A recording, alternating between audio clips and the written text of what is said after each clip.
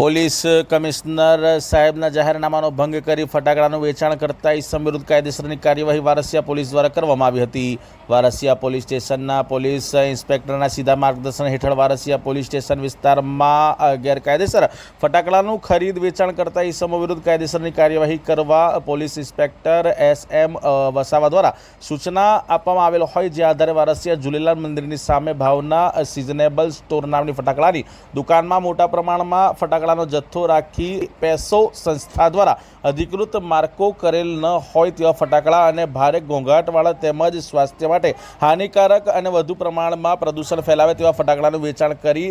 જાહેરનામા ભંગ કરી આગથી સળગી ઉઠે તેવા ફટાકડા પ્રત્યે બેદરકારી ભર્યું વર્તન કરી ગુનો આચરનાર ઇસમ વિરુદ્ધ વારસિયા પોલીસ સ્ટેશનમાં ગુનો દાખલ કરવામાં આવ્યો હતો. પોલીસ દ્વારા અશોક પોહાણી નામના જે 42 વર્ષીય જે ઇસમ છે તેઓને ઝડપી પાડી કાયદેસરની કાર્યવાહી હાથ ધરવામાં આવી હતી અને 1,94,300નો મુદ્દામાલ કબજે કરવામાં આવ્યો હતો.